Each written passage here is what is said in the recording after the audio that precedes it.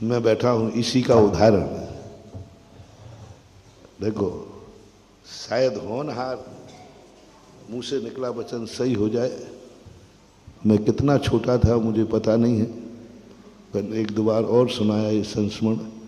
उस संस्मरण को इसलिए याद रखता हूं क्योंकि वो संस्मरण मुझे पता नहीं क्यों अपनी खुद की वचन सिद्धि पर गर्व करता हूं।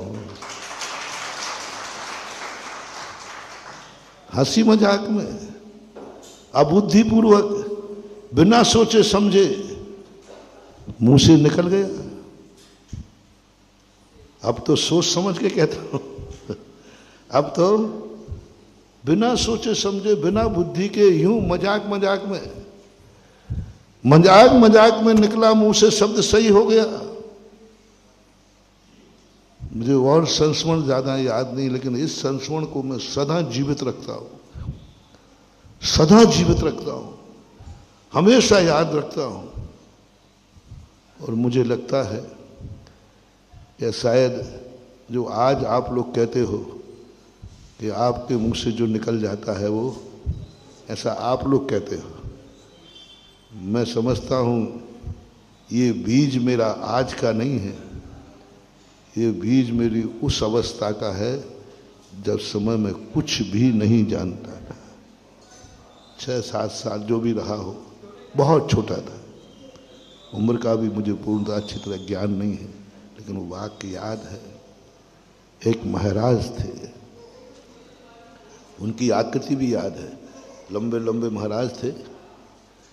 उनका कमंडल भी याद है, लाल कमंडल था, तुमड़ी वाला, एक ऐसा तुमड़ी जैसा कमंडल होता था, वो कमंडल था। वृद्ध थे काफी, बस उनकी भैयावृत्ति कर रहा था। तो महाराजों की आदत होती है, क्यों रे महाराज बनेगा क्या? तो पहले तो मैंने महाराज, इतने बूढ़े होकर किससे पूछ रहे हैं? अभी मैं क्या कह दूं महाराज बनूंगा, बताओ भैया। अभी मैं महाराज बनने लायक हूं नहीं, अभी उम्र भी छोटी और पूछ रहे। थोड़ी देर तो मुझे अच्छा सा नहीं लगा, पता नहीं कौन सी शक्ति थी, कौन सी अंदर की चेतना थी। तुरंत मन ने कहा, देख गुरु को कभी ना नहीं बोलना, गुरु कहे तो ना नहीं बोलना। और मेरे मुख से क्या लगा, जी। अब जी कह दिया, और जी कहते ही अब देखो नटखट बालक की देखना, नटखटता देखना, ये तो हुई होनहार, और नटखटता देखना, तुरंत उठ के खड़ा हुआ, तुम्हारे जैसा बूढ़ा हो जाऊंगा, तब वो भाग गया।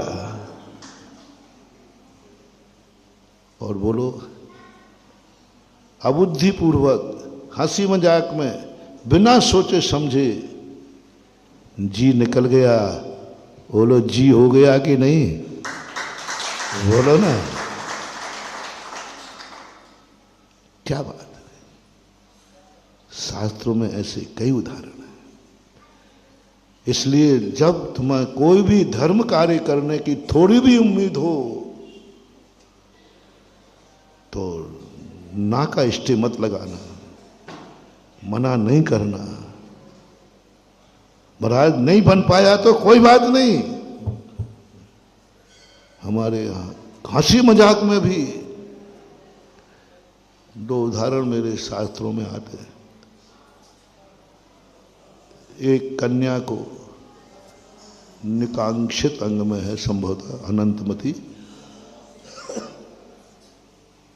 पिताजी और माँ दोनों जने महाराज के पास बैठे थे, तो उनसे कह रहे थे, महाराज जी अष्टांग का पर्वों का हम संयम ब्रह्मचर्य व्रत लेना चाहते हैं। तो महाराज ने कहा और मम्मी पापा ने कहा, तुझे क्या नियम लेना है?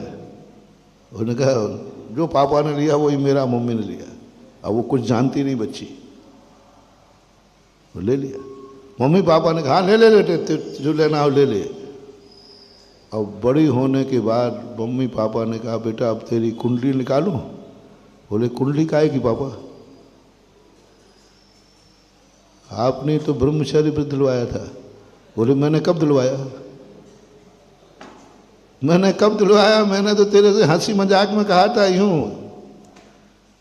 वो कहती पापा क्या व्रतों के साथ भी हंसी मजाक होती है?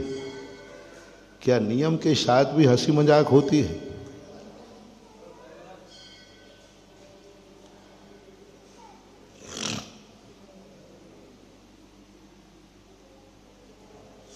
एक छोटी सी कन्या, अबोध कन्या जो कुछ नहीं जानती, लेकिन बस महाराज ने कहा, अपने पापा ने लिया जी मेरा भी नियम। सबने समझा ये क्या हंसी मजाक है, बच्ची है, कुछ ध्यान नहीं दिया। बड़े होने के बाद वो पिताजी को, पिताजी बेटा हमने तो अष्टान का पर्वों के दिन का व्रत लिया था। बोले पापा यहाँ ये खुलासा नहीं हुआ था, मैंने नहीं सुना। हमने तो इतना सुना है कि आपने ब्रह्मचर्य व्रत लिया है। मैं ब्रह्मचारी जानती भी नहीं थी, अब जानने लगी हूं। मैंने तो नियम ले लिया था। तो मैंने तो पर्व का लिया था। बोले खुलासा नहीं हुआ था, हमने नहीं सुना, हमने नहीं सुना। मम्मी पापा ने बेटा उतनी उम्र में, कोई छोटी उम्र में महाराज के पास ले गए। महाराज से भी कहा महाराज जी आप अब मुकरो मत, आपको देते समय सोचना चाहिए। और आपने भी नहीं कहा था कि अष्टांग का पर्व, आपने कहा बेटा ठीक तेरा भी नियम है। ओहो क्या नियम पाला महानुभाव, क्या नियम पाला। अबोध दशा में, बालक दशा में, जब कोई ज्ञान नहीं है, हंसी मजाक में व्रत लाया और बच्ची ने कह दिया व्रत के साथ कोई हंसी मजाक धर्म के साथ नहीं होती। फिर उसके ऊपर कितने संकट आए, अपहरण हो गया, कहाँ कहाँ गई पूरी कहानी आप पढ़ लेना। लेकिन हंसी मजाक में भी मुंह से निकला हुआ वाणी ऐसी सत्य हुई, ऐसी सत्य हुई कि बाद में वो महान आर्यिका बन करके, आर्यिका संलेखना व्रत धारण करके और स्वर्ग में जाके आज पुरुष पर्याय में है, मोक्ष जाएगी हंसी मजाक में। जय जिनेंद्र। अगर आपको मेरी वीडियो अच्छी लगती है तो प्लीज़ मेरे चैनल को लाइक करें, शेयर करें और सब्सक्राइब करें। Thank you.